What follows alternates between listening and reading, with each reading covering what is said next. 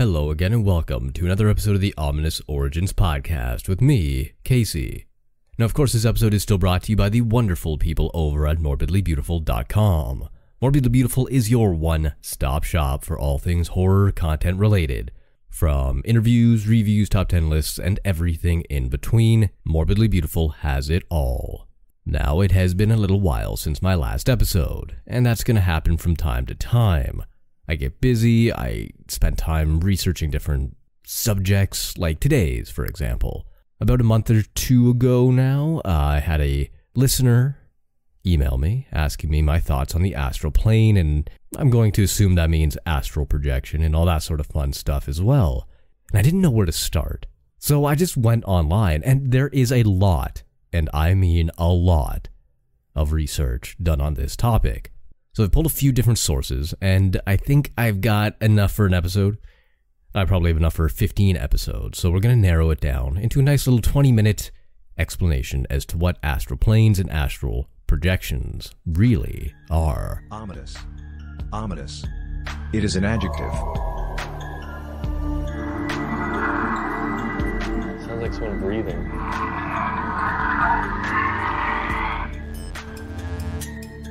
Ominous. The simplest form I can really give you on just what astral planes and astral realms or worlds really are is that they are postulated by classical, medieval, oriental, and esoteric philosophies, as well as certain cults around the world. In the world of celestial spheres, which is a whole other episode in and of itself, but basically the motion of planets and that sort of stuff. Wow. Don't I sound super smart today? That sort of stuff. Anyway, in this world of celestial spheres, crossed by the soul in its astral body on the way to being born and after death, it is generally believed to be populated by angels, spirits, or other immaterial beings.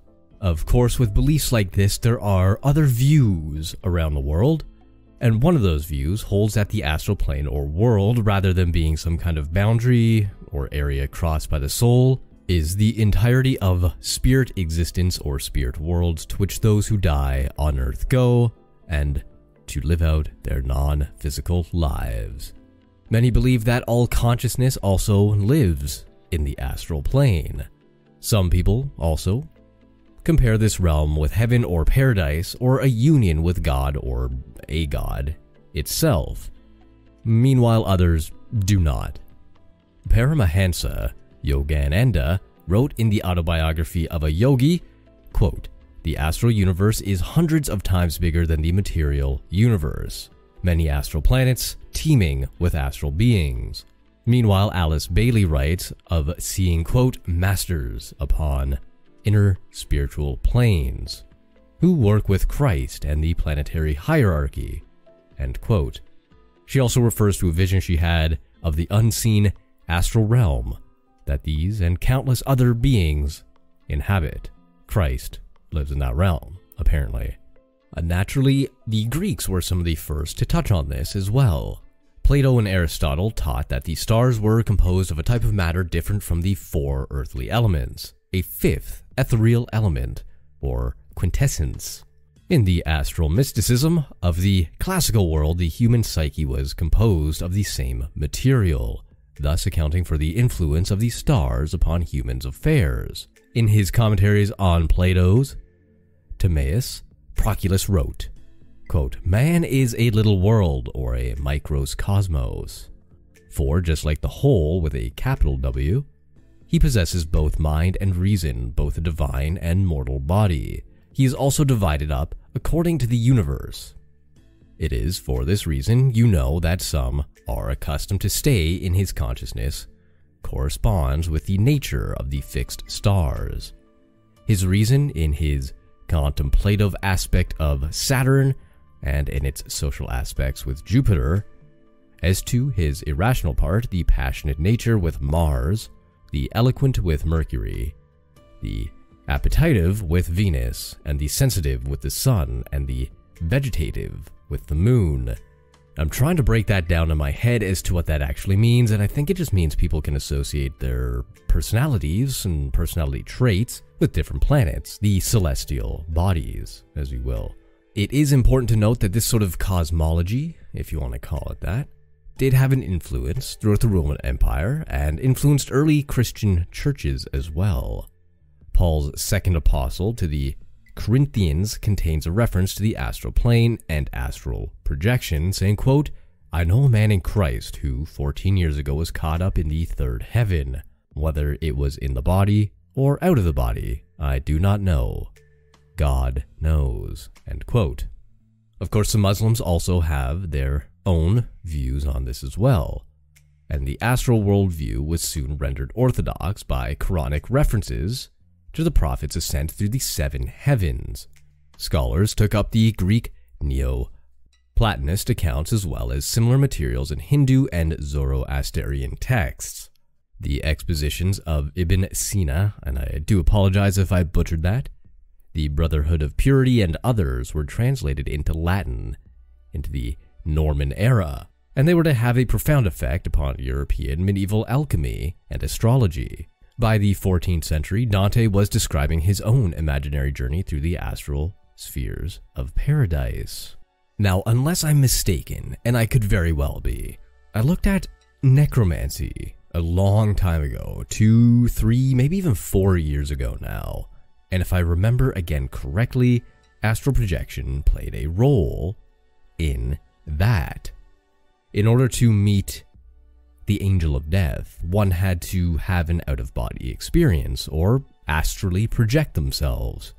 And that shows up a lot in occult teachings as well.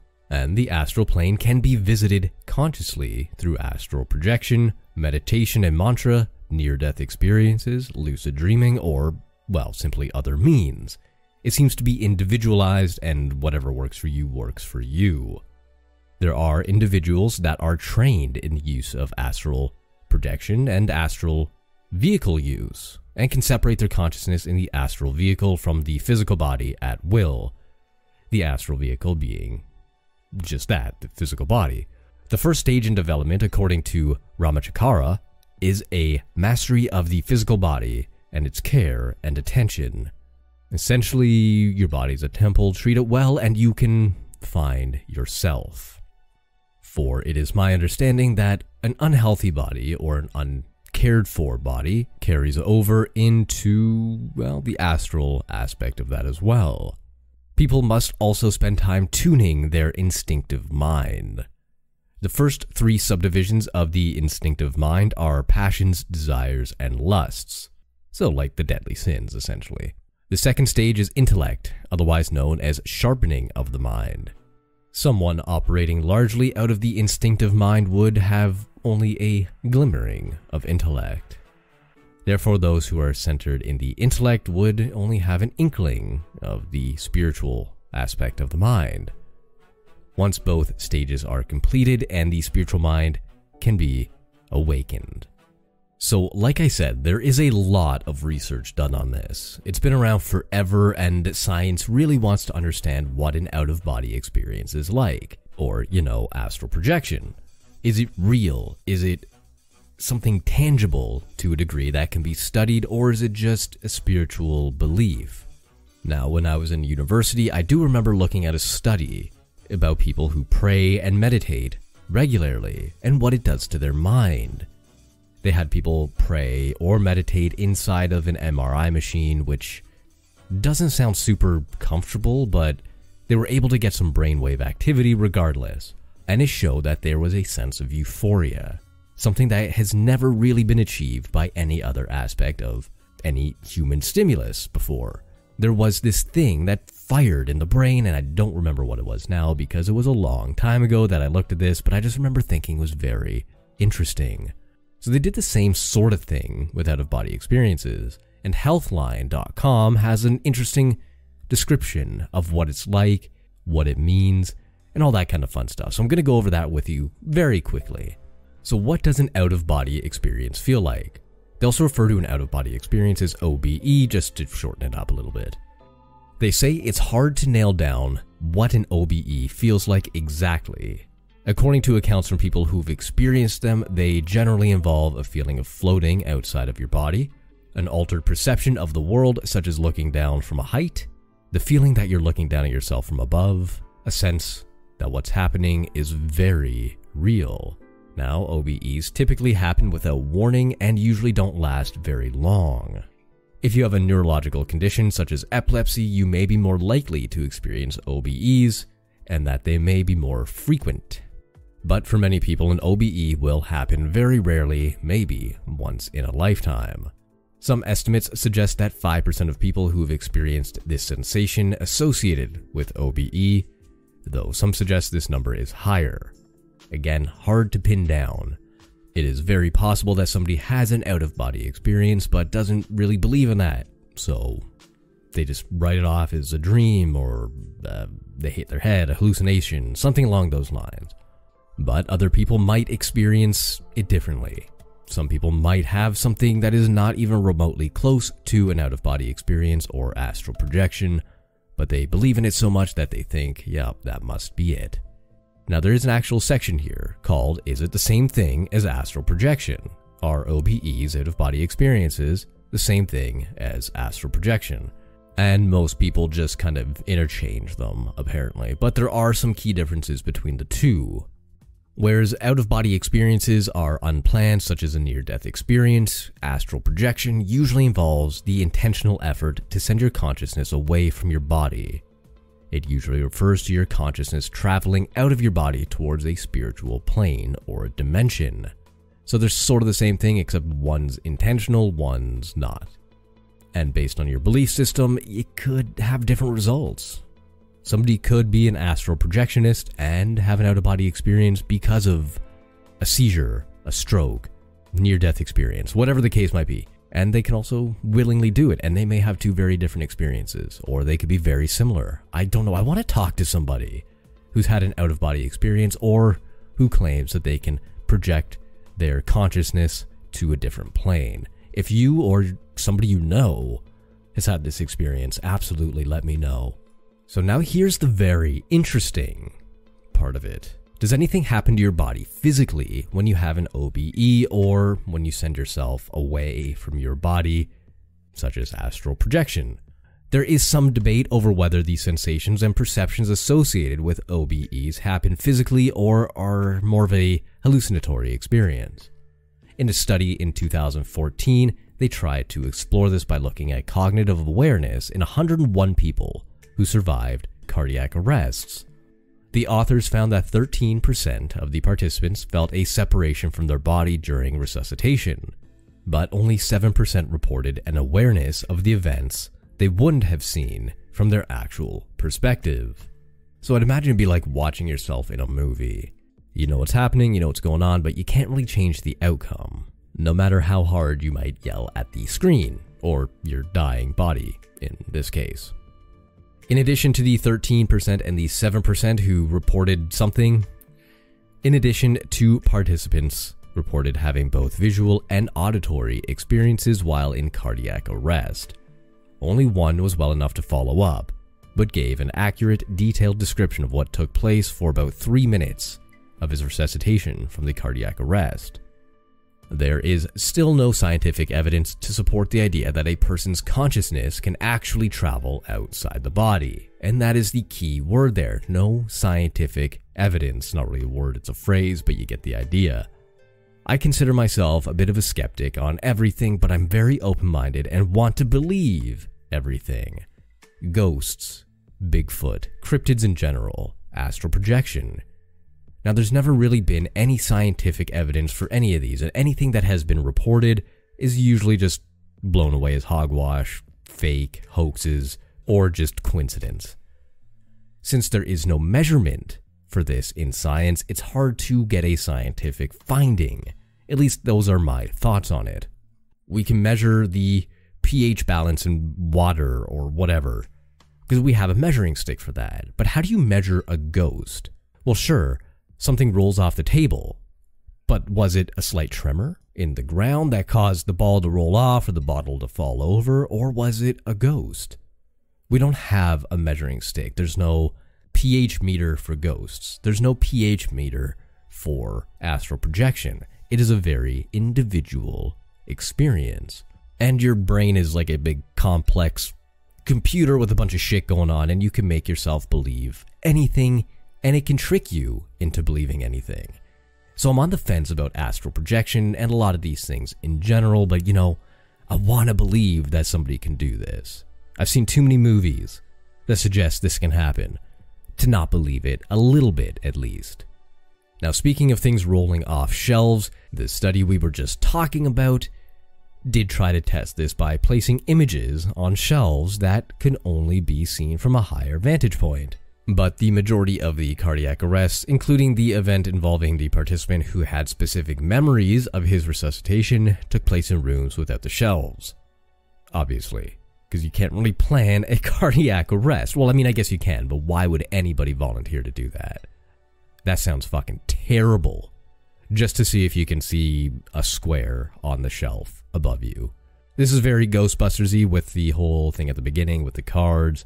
I believe that's what they're trying to do. It was more of a psychic test, but I mean, you could make an argument for astral projection as well. Now, there is one specific thing that can cause OBEs, other than, you know, obviously a life-threatening situation or a near-death experience, but that is trauma or stress. A frightening, dangerous, or difficult situation can provoke a fear response, which might cause you to disassociate from the situation and feel as if you are an onlooker, as if you're watching the events taking place from somewhere outside your body, like the movie thing we were talking about. According to a 2017 research project reviewing the experience of women in labor, OBEs during childbirth aren't unusual, as that is all of the above. It is a frightening, dangerous, and difficult situation to find yourself in.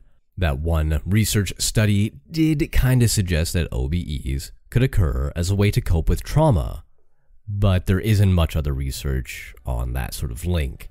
And it makes sense. You hear it all the time with people who suffered abuse, especially as children. They would replay something in their head that they enjoyed during the beatings or the assaults or whatever their trauma was. They replay a funny movie. They think about a time with their friends to escape the situation. Sure, they're being whatever. I don't want to get into the details of child abuse because that's terrible, but they find a way to escape, and their brains generally aren't developed enough to do this consciously, so this is a brain response to help them escape the situation and have maybe an out-of-body experience. Maybe that makes them more sensitive to astral projection as well later on in life. Other medical reasons for out-of-body experiences are epilepsy, migraines, brain injuries, depression, anxiety, and Guillain-Barré syndrome. Some people with dissociative disorders can experience something like this as well, as if they are living inside another body or experiencing their body doing things that they aren't doing themselves, like a loss of control, so to speak. Sleep paralysis can also play a role in this, where you are frozen in bed. Sleep paralysis to me sounds like the most terrifying thing on the fucking planet. I don't ever want to experience it. When I wake up at 2 o'clock in the morning and I see a shadow on the wall, I immediately think Satan is here to eat my asshole. So I couldn't imagine actually experiencing that, which is what a lot of people who have sleep paralysis kind of describe. Maybe not the asshole eating part, but you know, some sort of monster or demon or weight on their chest or some sort of terrifying entity that they cannot get away from. Lastly, do out-of-body experiences have any health risks? Well, there aren't a whole lot of research studies done on that, but nobody's really connected any spontaneous OBEs to any serious health risks, unless you have a pre-existing one which caused the OBE to begin with. However, some people who have had spontaneous OBEs have described a feeling of unwellness or lingering feelings or emotional distress as well. And confusion, naturally. If you just left your body and started wandering around different universes and dimensions, and then you're snapped back into it, you might feel a little funky as well. But that's just me. I don't know. I'm not a doctor, and I've never had an OBE, so there you go. Now, there is one other study that I'm not going to get into, but if you want to read it yourself, the Frontiers in Human Neuroscience did a very, very long research article on this very thing, and they used an fMRI. So that's exciting. Like I said, you can scan people all day and get some very interesting results. You never know what you're going to find inside a person, especially when they're having some sort of out-of-body experience or projection. But yes, it was done in 2014. It is very long, so I'm not going to go over it. Like I said, this would be like 17 episodes if I went over this study. So what do you think? Do you think out-of-body experiences and astral planes exist? Have you ever had one? Have you ever known anybody who's had one? Let me know on Facebook, or shoot me an email, or hit me up on any social media, whatever that might be. But that's going to do it for us today. My name is Casey, and this has been the Ominous Origins Podcast. If you like what you heard, please feel free to leave a review on iTunes or Apple Podcasts, or I think you can even do so on Facebook. Any 5-star reviews will be read out on the show, so it's a great way to get a shout out if that's something you're looking for. If not, it just makes me feel really, really good about what I'm doing here. Also follow along on Twitter at HorrorShotsProd, as in production, on Facebook at HorrorShots, or on Instagram, which I never use anymore, but, you know, you can still catch me there sometimes, and that's at Ominous Origins Pod. So, until next time, I hope you enjoyed this episode.